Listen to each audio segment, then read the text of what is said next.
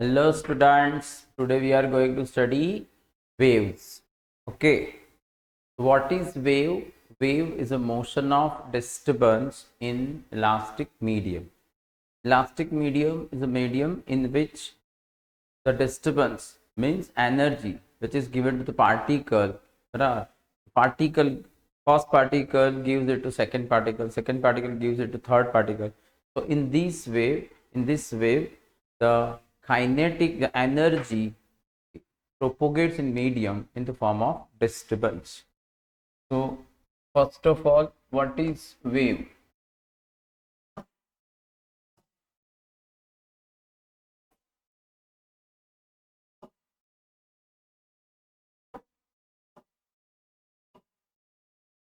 What is wave?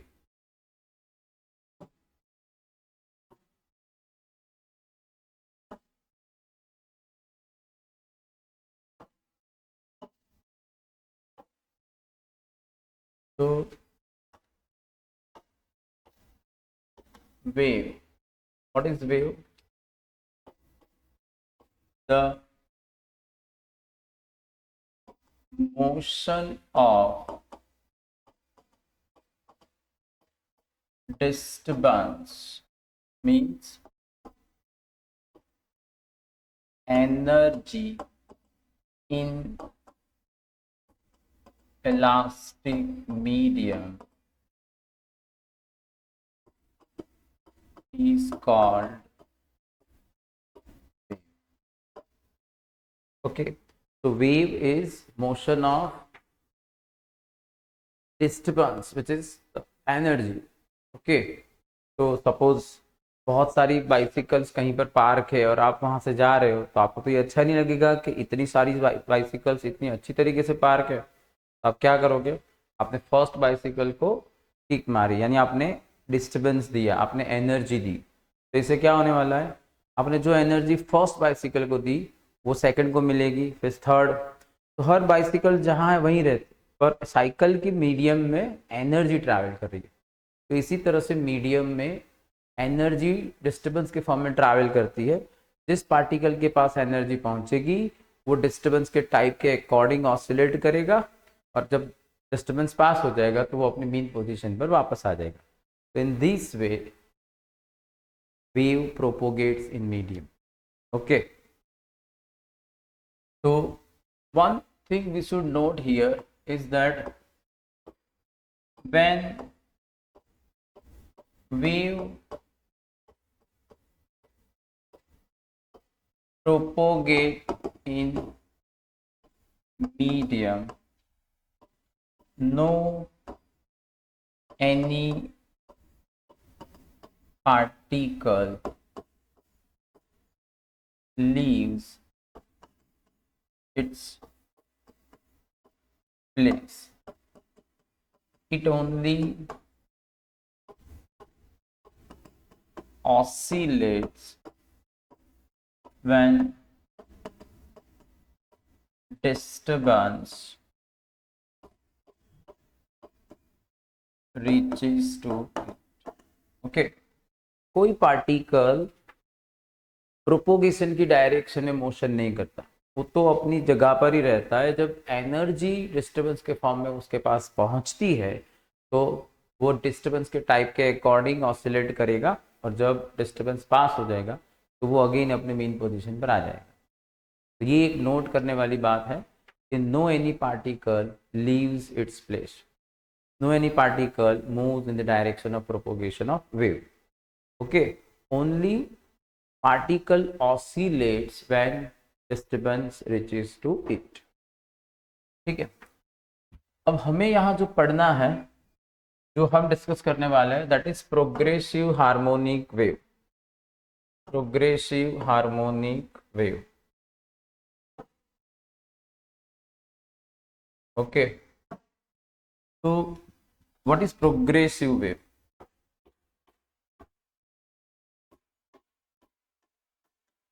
Progressive, or it is also called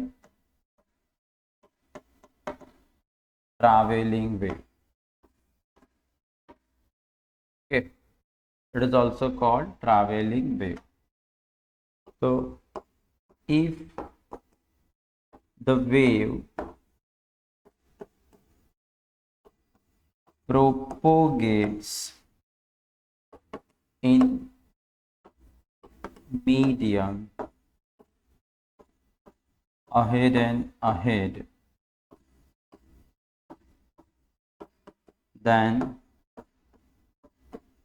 such wave is called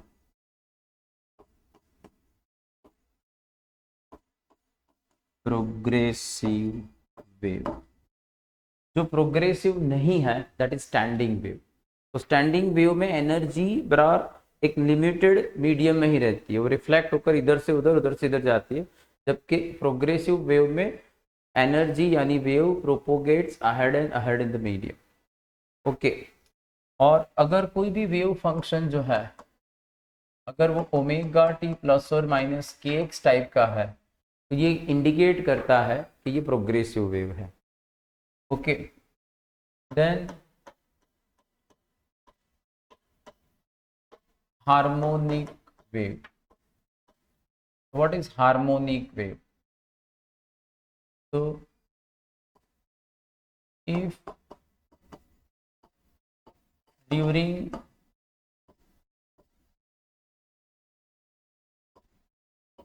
propagation, if during propagation of wave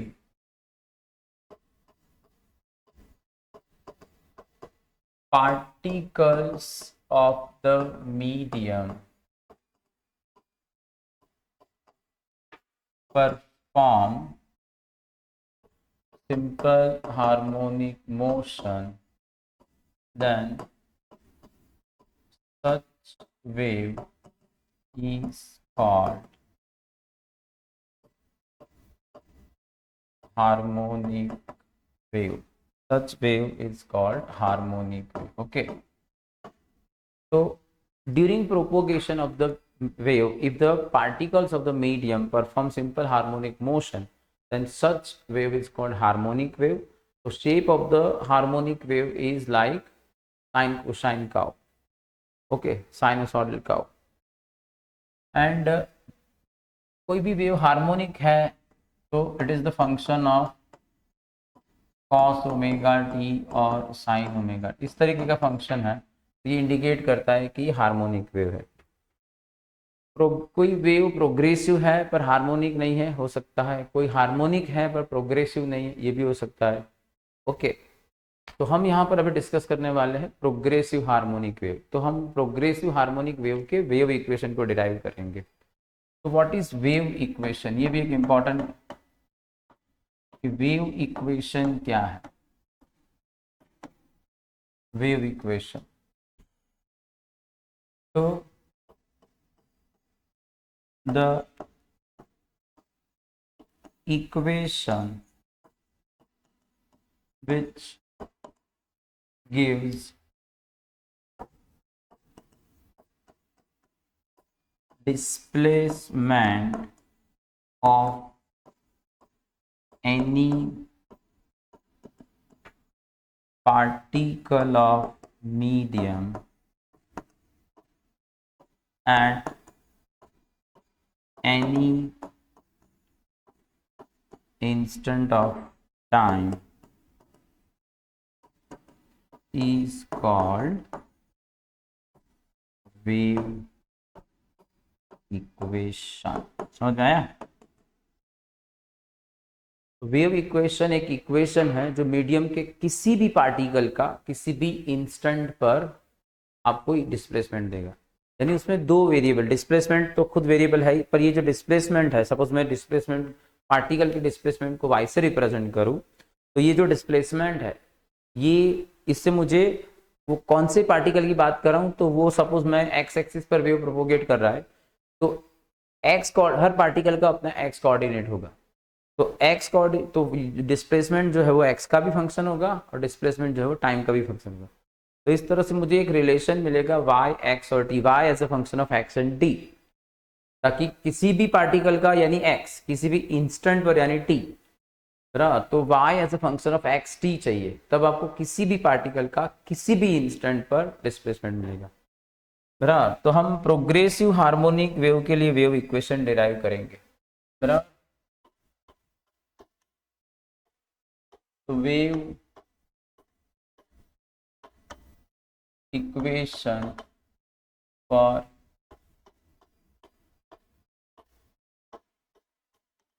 progressive harmonic wave. तो suppose ये जो है ये medium के particles हैं,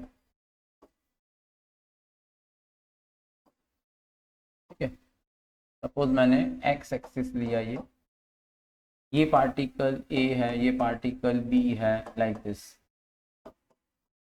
ना। Particle A को सपोज मैं ओरिजिन ले रहा हूँ and at T is equal to 0 time particle A is given simple harmonic motion kind of disturbance। ठीक है, पार्टिकल ए को सिंपल हार्मोनिक मोशन काइंड का डिस्टर्बेंस आपने दिया, तो particle A will perform simple harmonic motion. तो at time T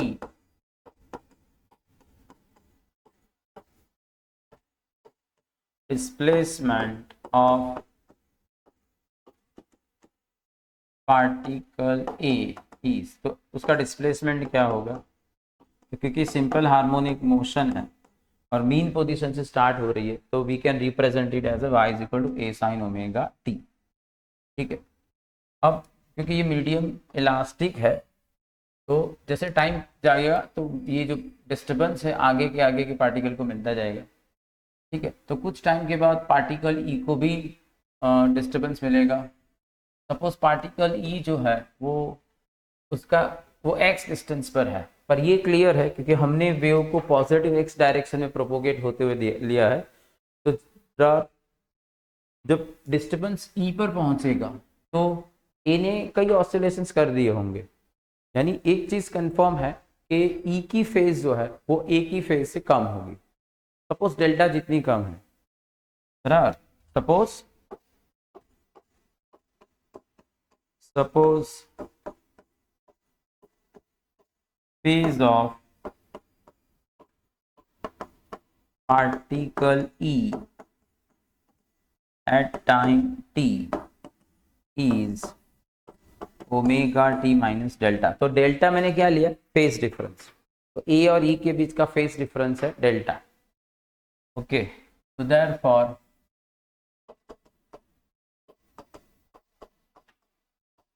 displacement of particle E at time T, तो displacement कितना होगा, तो उसकी phase omega T minus delta है, तो उसका डिस्प्लेसमेंट होगा A sine omega T minus delta. ठीक है, अब हमें ये पता है according to definition of wavelength at lambda distance आपका फेज डिफरेंस कितना होता है, 2 पाई। तो अगर लैम्बडा डिस्टेंस पर 2 पाई तो एक्स डिस्टेंस पर फेज डिफरेंस कितना होगा, इसी को हमने डेल्टा कंसिडर किया है, तो it is 2 pi X by lambda यानी के एक्स। ठीक है, तो आपको y क्या मिला, ए sine omega T minus K x. हमने यहाँ पर जो सोर्स है एक्स इज इक्वल टू 0 जो है उसकी इनिशियल फेज 0 ली है, इसलिए हमें ये मिला। अगर सपोज ए की फेज 5 होती तो omega T minus K x plus 5 होता। ठीक है, तो ये आपको मिला इस तरह से। ये प्रोग्रेसिव हार्मोनिक वेव जो पॉजिटिव एक्स डायरेक्शन में प्रोपोगेट हो रहा है उसके लिए वेव इक्वेशन, बराबर, if wave propagates in negative x direction, बरा तो क्या होता, अगर वेव नेगेटिव एक्स डायरेक्शन में जा रहा है तो हम उस डायरेक्शन में जाते तो फेज इंक्रीज होता, बरा फेज इंक्रीज होगा तो ये एक्स की जगह माइनस एक्स ले तो माइनस माइनस प्लस हो जाएगा, तो A sine omega T plus K X, ठीक है। तो y is equal to A sine omega T minus K X जो है वो पॉजिटिव एक्स डायरेक्शन में जो वेव प्रोपोगेट हो रहा है उसे रिप्रेजेंट कर रहा है प्रोग्रेसिव हार्मोनिक। अब देखो ये आपको y as a omega plus और function of omega T minus K X मिला या omega T plus K X मिला, ये क्या शो करता है, जो वेव है वो प्रोग्रेसिव है, and sine as a function of time है इसलिए वो हार्मोनिक भी है, बराबर। और ये वेव इक्वेशन इसलिए है कि आपको जिस पार्टिकल का डिस्प्लेसमेंट चाहिए उसकी एक्स वैल्यू पुट करो, जिस टाइम पर चाहिए उसकी वो टी पुट करो तो आपको वाई मिलेगा। तो this is the equation which gives displacement of any particle at any instant of time. It is your wave equation for progressive harmonic wave. Okay, wave equation for progressive harmonic wave, ठीक है। Then principal of superposition जो है उसका use करके हम displace reflection of the wave from rigid support and free support को discuss कर सकते हैं। ओके, तो प्रिंसिपल ऑफ सुपरपोजिशन क्या है, principal of superposition, principal of superposition, तो व्हेन टू और more than two waves superpose at given particle of the medium, when two or more than two waves superpose at given particle of the medium, the resultant displacement of particle is vector sum of displacement produced by each wave independently। Suppose दो wave superpose हो रहे हैं किसी particle पर किसी medium पर उस instant पर साइमल्टेनियसली, तो उस पार्टिकल का डिस्प्लेसमेंट कितना होगा, दोनों अगर इंडिपेंडेंटली वहां पर उस पार्टिकल पर सुपरपोज होते और जो डिस्प्लेसमेंट प्रोड्यूस करते उसका वेक्टर सम। सपोज ये पार्टिकल है ये वेव जो है ये सपोज y डायरेक्शन में 3j जितना डिस्प्लेसमेंट प्रोड्यूस कर रहा है, और एक ये वेव है ये x डायरेक्शन में सपोज 4j जितना डिस्प्लेसमेंट प्रोड्यूस कर रहा है। तो according to principle of superposition resultant displacement क्या होगा, it is vector sum of each displacement. तो ये है 3i प्लस 4j, तो आपका जो डिस्प्लेसमेंट का मैग्नीट्यूड है that is 5 unit, like this. तो हम ये वाला कंसेप्ट यूज करेंगे और रिफ्लेक्शन फ्रॉम रिजिड बॉडी या फ्री हैंड उसे हम डिस्कस कर सकते हैं, ठीक है। तो उससे पहले मैं आपको उसका एक सिमुलेशन दिखाना चाहूंगा। लिसन,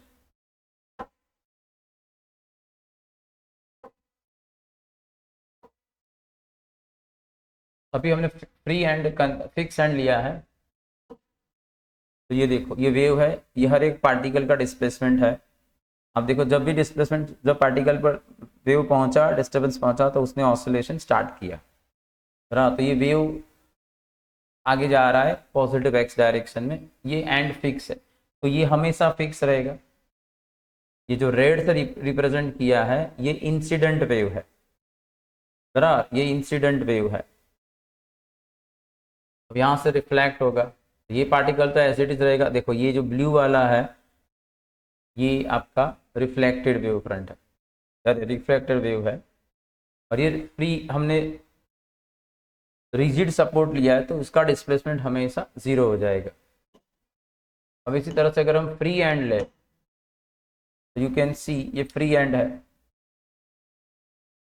तो फ्री एंड में ये अब यहाँ से एनर्जी वापस जाएगी, तो इस पर incident wave and reflected wave दोनों सुपरपोज हो रहे हैं, तो इसका डिस्प्लेसमेंट दोनों वेव के सम जितना होगा तो वो मैक्सिमम हो जाएगा, यानी 2a जितना हो जाएगा।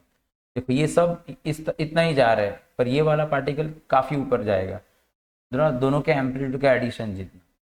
देखो देखो ये का डिस्प्लेसमेंट ट्वाइस हो गया, अब ये उसी डायरेक्शन में जा रहा है।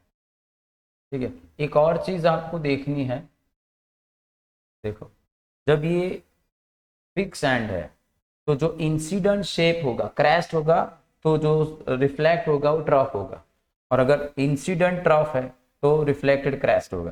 देखो हमारा क्रैस्ट ही जा रहा है, तो रिफ्लेक्टेड जो होगा वो यू विल नोटिस कि वो ट्रफ है। जो ब्लू वाला वेव होगा वो नीचे से स्टार्ट होगा, यानी it is trough, reflected shape is trough. देखो ब्लू नीचे से, तो रिफ्लेक्टेड शेप इज ट्रफ। अब इसी तरह से अगर फ्री एंड है तो इन जो इंसिडेंट क्रैश्ड होगा तो रिफ्लेक्टेड भी क्रैश्ड ही होगा।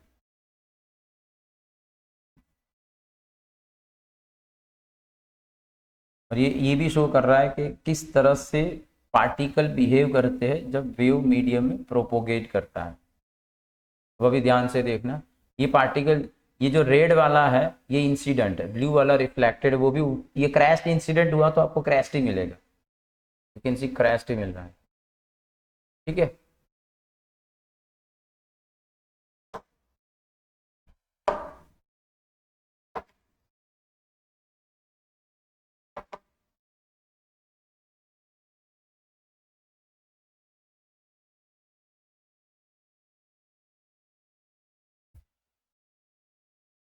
तो next reflex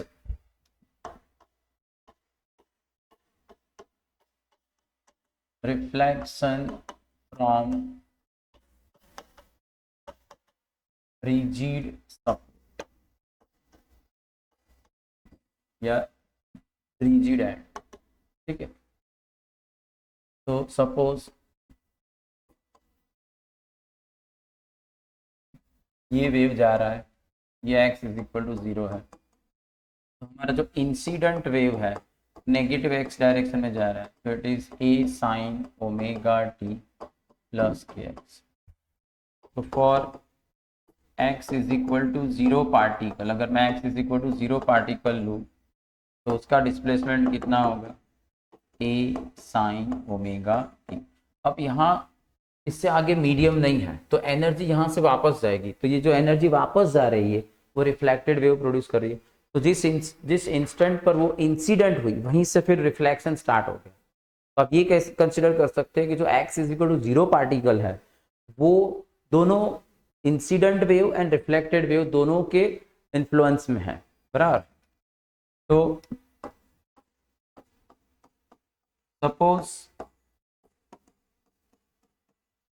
displacement due to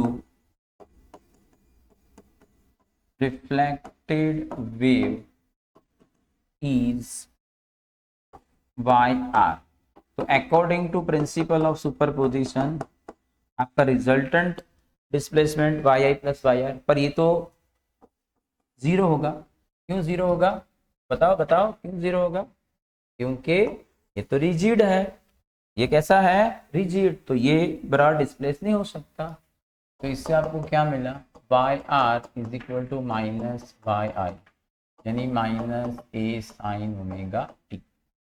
अब इसका सिग्निफिकेंस आप इसे इस तरह से भी ले सकते हो, a sine omega t plus pi. ठीक है, तो फेज में पाई जितना इंक्रीज होता है जब वेव रिजिड सपोर्ट से रिफ्लेक्ट होता है, और इसी आपको आप जानते हो क्रैश और ट्रॉफ के बीच फेज डिफरेंस कितना होता है, पाई।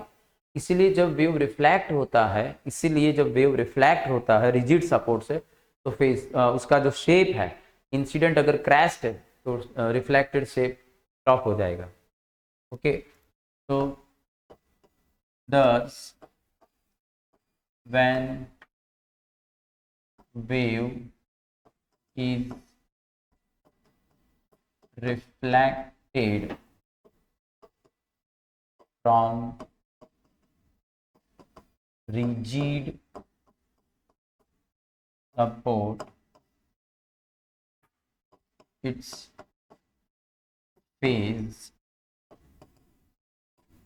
increases by pi radian. So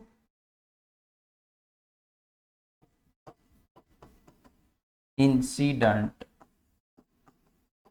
shape is reversed. Okay, incident shape is reversed. Okay, तो अब आपका रिफ्लेक्टेड वेव, तो जो इंसिडेंट वेव था वो नेगेटिव एक्स डायरेक्शन में जा रहा था, तो ये पॉजिटिव एक्स डायरेक्शन में जाएगा। ठीक है, तो it is minus A sine omega T minus K X. ठीक है, तो अगर आपका इंसिडेंट वेव ये है तो रिफ्लेक्टेड वेव ये होगा। when wave is reflected from rigid support, you will notice two changes. This minus sign represents increase in phase by pi radian, and this sign will change। बराबर, अगर वो plus थी तो माइनस, माइनस थी तो plus, क्योंकि अगर incident wave positive x direction में है तो रिफ्लेक्टेड नेगेटिव में होगा। बराबर, but if the wave is reflected from free end, then only direction is reversed, phase does not change। तो उसमें फेज चेंज नहीं होता है। तो सपोज आपका इंसिडेंट वेव ए sine omega T plus K x है, तो फ्री एंड से रिफ्लेक्टेड वेव होगा A sine omega T minus K X. ठीक है,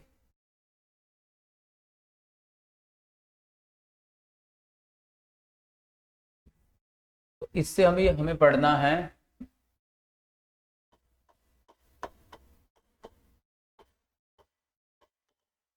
standing wave.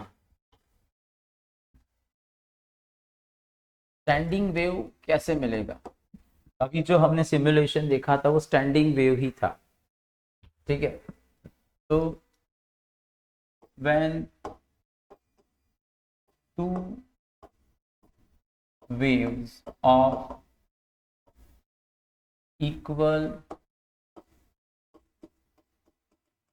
amplitude and equal phase propagating in opposite direction superpose the resultant wave loses its property of progressiveness and produces stationary pattern। such wave is called standing or stationary wave।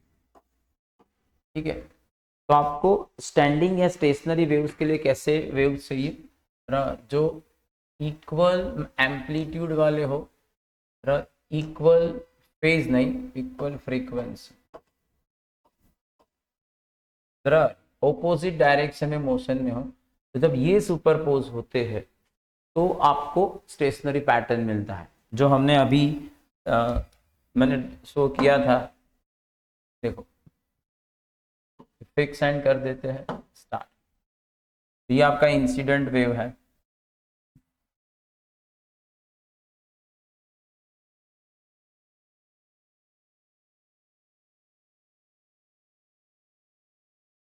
Standing wave कब produce होगा, जब पूरा wave reflect होगा, यानी party जो string है उसका हर particle दोनों वेव के बराबर इन्फ्लुएंस में होना चाहिए, तब आपको स्टेशनरी या स्टैंडिंग वेव मिलेगा। अब ये रिफ्लेक्शन शुरू हुआ बराबर, जब ये ब्लू वाला पोर्शन पूरा यहाँ पर आ जाएगा तो इसमें स्टैंडिंग वेव मिलेगा आपको।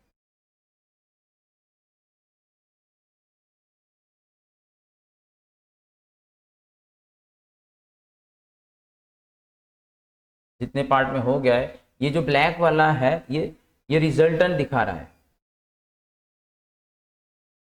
अब ये पूरा हो गया।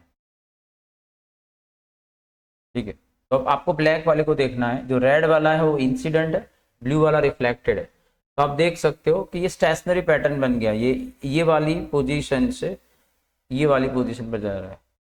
अब एम्पलीट्यूड भी देखो सबके अलग अलग है बराबर, जिनके एम्पलीट्यूड मैक्सिमम है वो एंटी नॉड है, और जिसके एम्पलीट्यूड 0 है वो नॉड है बराबर। तो ये जो ब्लैक है ये आपका स्टैंडिंग या स्टेशनरी वेव है।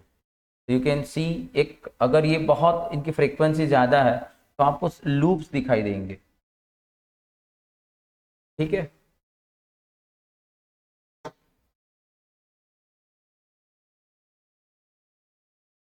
तो ये सपोज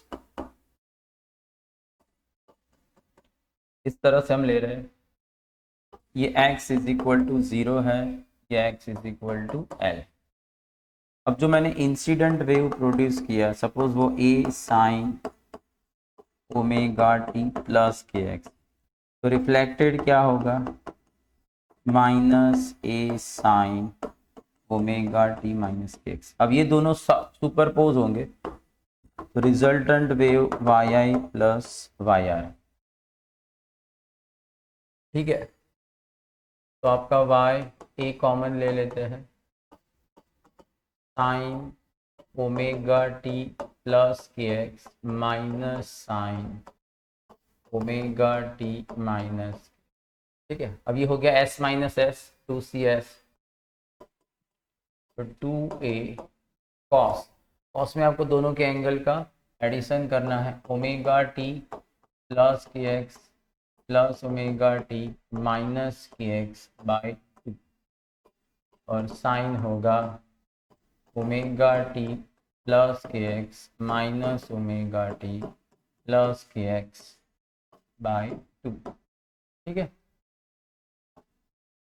तो यहाँ पर के एक्स कट, यहाँ पर ओमेगा टी कट, तो 2 omega T by 2 omega T 2 के एक्स बाई, तो ये कट हो जाएगा, तो ये मिला 2a साइन के एक्स कॉस ओमेगा टी। अभी हमने देखा कि अलग अलग पोजीशन पर जो पार्टिकल्स थे उनका एम्पलीट्यूड अलग अलग था, यानी amplitude is a function of x, तो साइन के एक्स एम्पलीट्यूड का पार्ट है। और मैं साइन के एक्स एम्पलीट्यूड का पार्ट है, तो स्टैंडिंग वेव का एम्पलीट्यूड हुआ 2a साइन के एक्स। ठीक है, तो ये आपको याद रखना है, 2a साइन के एक्स कॉस ओमेगा टी। अब हमें नोड्स एंटी नोड्स डिस्कस करने हैं, नोड्स एंड एंटी नोड। तो अभी मैंने जो डिस्कस किया, सपोज किसी पर्टिकुलर इंस्टेंट पर जो स्ट्रिंग है वो इस पोजीशन में है और नेक्स्ट इंस्टेंट पर वो यूं है, ठीक है। तो ये आपके नोड से जहाँ डिस्प्लेसमेंट हमेशा ज़ीरो है, और ये आपके एंटी नोड है जहाँ पर डिस्प्लेसमेंट मैक्सिमम है। बराबर। तो आपका एम्पलीट्यूड क्या था, स्टैंडिंग वेव का एम्पलीट्यूड था 2a साइन एक्स। अब अगर मैं नोड की बात करूं तो the point on standing wave where amplitude is minimum is called node. Minimum यहाँ पर आप हमारा एम्पलीट्यूड 2a है, तो मिनिमम के लिए साइन के एक्स की वैल्यू मिनिमम होनी चाहिए, जो आपको पता है 0 है। तो कहाँ पर साइन 0 होगा, एन पाई पर, ठीक है। के आपका होता है 2 pi by lambda X is equal to N pi. तो आपका x क्या होगा, एन लैम्बडा बाई 2। अब अगर एन 1 लूँ तो लैम्बडा बाई 2, यानी ये पूरा वेव है ना, तो ये होगा लैम्बडा, तो ये हाफ है, यानी एक लूप जो है उसकी लेंथ लैम्बडा बाई 2 है ना। तो इससे क्लियर है कि the points at distances lambda by 2, lambda 3 lambda by 2 and etc from कहाँ से, x is equal to 0 से, from x is equal to 0 are nodes. ये नॉड्स आप देख सकते हो कि कोई भी दो सक्सेसिव नोड लूँ तो उनके बीच का डिस्टेंस यानी एक लूप, और एक लूप होती है लैम्बडा बाय 2। तो ये भी एक नोट करने वाली बात है कि distance between two successive nodes is lambda by 2। इसी तरह से अगर मैं एंटी नोड लूँ, एंटी नोड, तो एंटी नोड पर क्या होगा, डिस्प्लेसमेंट एम्पलीट्यूड मैक्सिमम होगा। तो the point on standing wave where amplitude is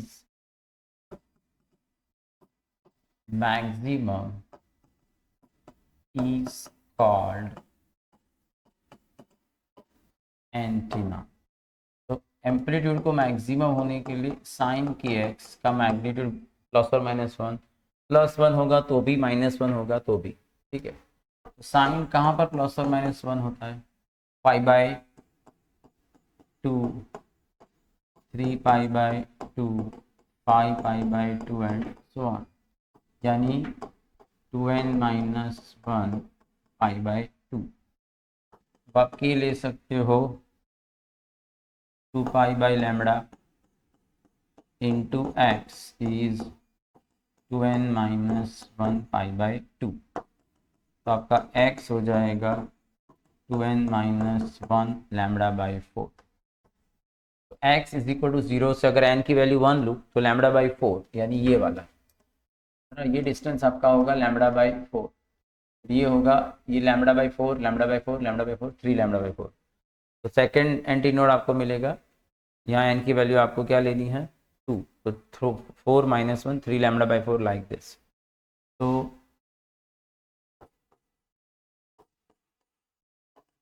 the points at distances lambda by 4, 3 lambda by 4 from x is equal to 0 are anti not. यहाँ पे देख सकते हो आपके दो एंटी नॉट के बीच ये लैम्बडा बाई 4, ये लैम्बडा बाई 4 यानी लैम्बडा बाई 2 का डिस्टेंस। तो सक्सेसिव नोड्स के बीच का distance lambda by 2, successive antinodes के बीच का डिस्टेंस लैम्बडा बाई 2 और distance between successive node and antinode is lambda by 4। ठीक है, तो ये भी इंपॉर्टेंट है। फिर हमें डिस्कस करना है नॉर्मल मोड्स।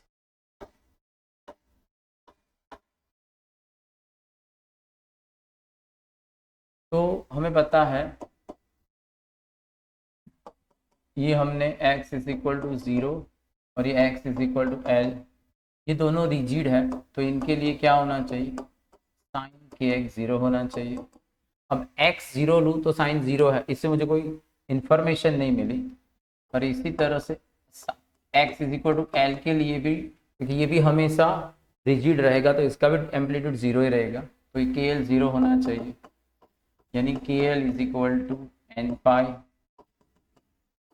तो 2 pi by lambda into L is N pi. तो इससे आपको लैम्बडा क्या मिलेगा, 2l बाई एन। ठीक है, तो ये क्या दिखा रहा है कि कोई भी रैंडम वेवलेंथ स्ट्रिंग पर स्टेशनरी वेव प्रोड्यूस नहीं कर सकता। जो इस वही वेवलेंथ, तो ये एक टाइप का क्या हो गया, वेवलेंथ का क्वांटाइजेशन। 12 बाई एन यानी एन इज इक्वल टू 1 लो तो 12, उसके बाद सीधा एल, उसके बाद 12 बाई 3। तो यही जो वेवलेंथ 12 बाई एन को ऑबे करेगी, वही वेवलेंथ इस एल लेंथ की स्ट्रिंग में स्टैंडिंग वेव प्रोड्यूस कर पाएगी। ठीक है, तो हमें अलग अलग केसेस ले रहे हैं, तो मैं एन इज इक्वल टू 1 लेता हूँ, तो लैम्बडा 1 आपको मिलेगा 12, यानी स्ट्रिंग की लेंथ से डबल लेंथ वाली वेवलेंथ स्टैंडिंग वेव प्रोड्यूस कर सकती है। बरा, तो उस वक्त आपको कैसा शेप मिलेगा, सिर्फ L is equal to lambda by 2 होगा, लैम्बडा बाई 2 यानी 1 लूप, तो आपको स्ट्रिंग पर सिर्फ एक ही लूप मिलेगी, उसके करस्पॉन्डिंग जो फ्रीक्वेंसी होगी v by lambda 1 v by 12।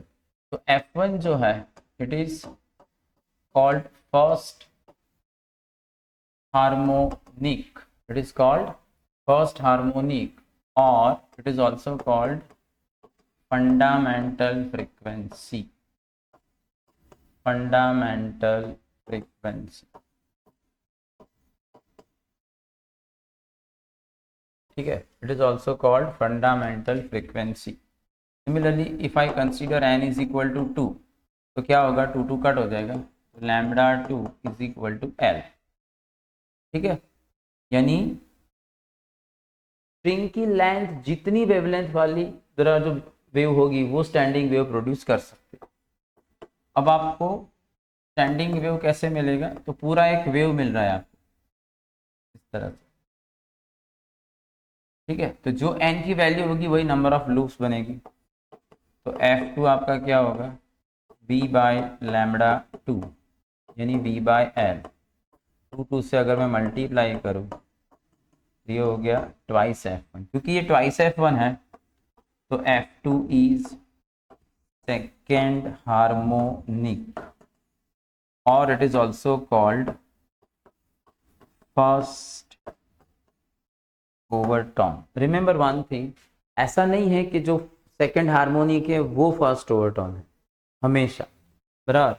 Second harmonic इसलिए because it is twice f1, and first overtone इसलिए because it is next to fundamental frequency.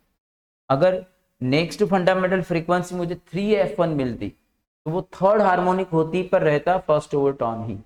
तो फर्स्ट ओवरटोन का कारण अलग है और सेकेंड हार्मोनिक का कारण अलग है। Because it is twice f1, it is second harmonic, and because it is next to fundamental frequency, it is first overtone। ठीक है, तो इसे अगर मैं जनरलाइज करूं तो lambda n is 12 by N, तो इससे आपका एफ एन होगा v by lambda N, v by twice L into N, तो it is N F one. तो एफ एन क्या हुआ, एन हार्मोनिक, और it is n minus one over ton. ठीक है, तो इस तरह से क्लोज पाइप ओपन पाइप के लिए भी डिस्कस कर सकते हैं। ओपन पाइप में सारे हार्मोनिक इसी तरह से मिलते, क्लोज पाइप में आपको क्या मिलेगा, सिर्फ इवन हार्मोनिक्स मिलते हैं, सॉरी ऑड हार्मोनिक्स मिलते, इवन हार्मोनिक्स नहीं मिलते। अब हम इस पर बेस्ड कुछ क्वेश्चन सॉल्व करेंगे। So when string is divided into three segments of length L1, L2 and L3, fundamental frequencies of these three segments are nu1, nu2, मैं इसे F ही लूंगा, F1, F2, F3 लेते हैं। तो the original fundamental frequency of the string, अब हमने अभी पढ़ा फंडामेंटल फ्रीक्वेंसी F1 क्या होता है, V बाय ट्वाइस L, यानी फंडामेंटल फ्रीक्वेंसी जो है वो लेंथ के इनवर्स प्रोपोर्शन में है, बराबर। अब आपकी टोटल लेंथ L है L1 plus L2 plus L3, बराबर L1 plus L2 plus L3, तो ये हो जाएगा 1 by F, 1 by F1, 1 by F2, 1 by F3। Clear? 2 points on a traveling wave having frequency 500 hertz, ठीक है, तो फ्रीक्वेंसी दी है 500 hertz और वेलोसिटी ऑफ द वेव दिया है 300 metre per second, are 60 degree out of phase, the minimum distance between the 2 points. तो इसमें हम वेवलेंथ की डेफिनेशन का यूज कर सकते हैं। According to definition of wavelength, lambda distance पर फेज डिफरेंस 2 पाई यानी 60 डिग्री होता है। तो पहले वेवलेंथ फाइंड कर लेते हैं। तो लैम्बडा क्या होगा, v बाय एफ, तो v आपका है 300 और ये है 500, ये आपको मिलेगा 0.6 मीटर, 3/5।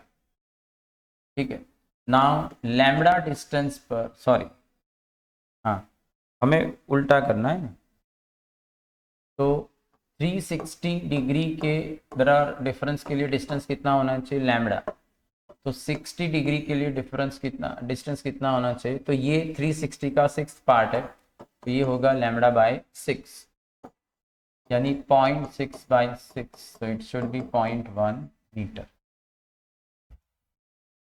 ठीक है, an open pipe is in resonance in second harmonic with frequency f1।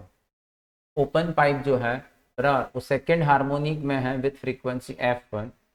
now one end of a tube is closed and frequency is increased to f2 such that resonance again occurs in nth harmonic, choose the correct option। okay, तो ये open pipe है और वो second harmonic में है, तो f2 आपका होगा ट्वाइस f1। ठीक है, तो ये होगा 2v बाय 2l यानी v बाय l, f2 ये सेकेंड हार्मोनिक है open pipe. Now one end is closed end frequency is increase to f2, the resonance against occurs. तो अब ये क्लोज पाइप हो गया, तो उसमें fn, तो n टाइम्स ये हो जाएगा v बाय, इसकी फंडामेंटल फ्रीक्वेंसी जो है वो nth हार्मोनिक में है, तो n क्या होना चाहिए, तो ये हो जाएगा 4l होगा। ठीक है, अब अगर मैं n is equal to, suppose मैंने 3 लिया ये ऑप्शन, तो अगर मैं n 3 लेता हूँ तो ये 3/4 v/l होगा, बराबर। तो बराबर v/l f2 है, यानी ये 3/4 f2 है, पर आपने फ्रीक्वेंसी इंक्रीज की है तो ये नहीं है, बराबर।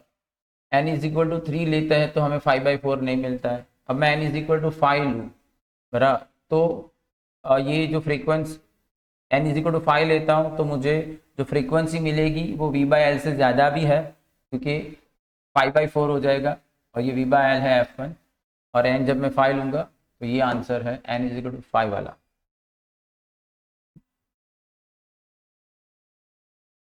The vibrating of four air columns are represented in the figure, the ratio of the frequency। तो इसमें लिसन, ये वाला जो P है इसे F पे लिया है तो इसमें फर्स्ट हार्मोनिक ही है, तो NP क्या होगा, V/4L। फिर NQ लेते हैं तो ये ओपन पाइप है, तो इसमें भी ओपन पाइप के लिए ये भी फंडामेंटल ही है, ठीक है, तो V/2L आएगा। अब ये ओपन पाइप है NR, और इसमें ये सेकंड हार्मोनिक होगा ना, तो V/L, और इसे हमें क्लोज ही कंसिडर करना पड़ेगा ना, NS V/, ये कितना होगा,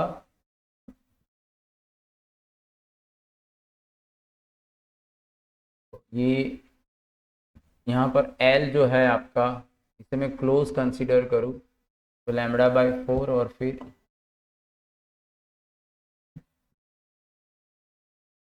क्लोज पाइप है ना, तो आपका λn 4l/2n-1, तो n इज इक्वल टू 2 लेते हैं, 3 आ जाएगा ना, ये हो जाएगा 4l/3।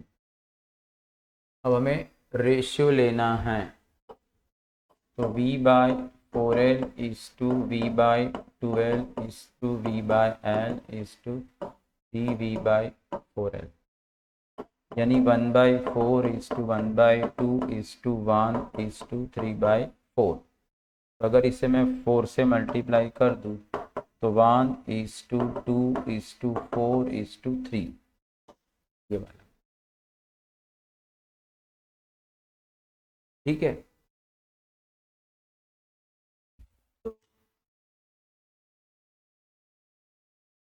बहुत ध्यान से, चैप्टर बहुत इम्पॉर्टेंट है और आपको फंडामेंटली इसे प्रिपेयर करना है। उसके बाद जब आप न्यूमेरिकल प्रैक्टिस करोगे तो आपको ये थोड़ा आसान लगेगा। Okay, thank you.